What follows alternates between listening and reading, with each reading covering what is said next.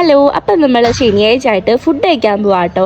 അങ്ങനെ ഊബറൊക്കെ വിളിച്ച് നമ്മളുടെ കോളേജിനടുത്തുള്ള ഒരു കടയുണ്ട്, അത് കുറച്ച് പോകാനുണ്ട്. അപ്പോൾ കുട്ടനാട് റെസ്റ്റോറൻറ്റ് കേട്ടോ ആ കടയുടെ പേര്. അങ്ങോട്ടാണ് നമ്മൾ വന്നിരിക്കുന്നത്.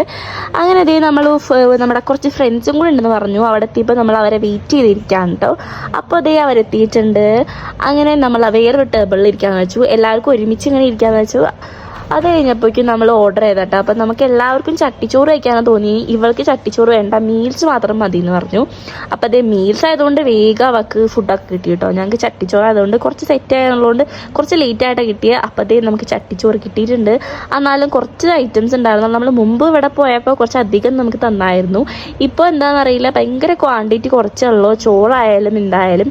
പക്ഷെ നമ്മുടെ കൊതി കാരണം നമ്മളെല്ലാം ചട്ടി നക്കി തുടച്ചു ഗൈസ്. കണ്ടാൽ നിങ്ങൾക്ക് അറിയാമായിരിക്കും, അതുപോലെ നമുക്ക് ആക്രാന്തായിരുന്നു.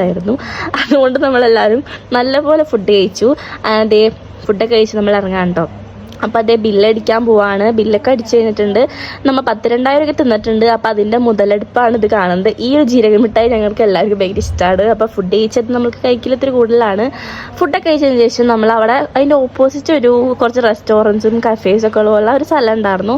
അവിടെ പോകാമെന്ന് വിചാരിച്ചു. അവിടെ പോയി കുറച്ച് റീലും പിന്നെ ഫോട്ടോസൊക്കെ എടുത്തായിരുന്നു. നല്ലൊരു സ്ഥലമാണ്. കുറച്ച് നേരം നമുക്ക് അവിടെ ഇരിക്കാനൊക്കെ പറ്റാറ്. അങ്ങനെ അതേ അവിടെ കുറച്ച് നേരം കഴിഞ്ഞപ്പോഴേക്കും നമുക്ക് 4 മണിയായല്ലോ, ചായ കുടിക്കാൻ ടൈം ആയിട്ടുണ്ട്. അപ്പോൾ അതേ നമ്മൾ ചായയും പിന്നെ ലൈം സോഡയും അതൊക്കെ കഴിച്ചു. അവിടെ നമ്മളെപ്പോഴും സ്ഥിരം പോകാറുള്ളൊരു ചായക്കടയാണിത്.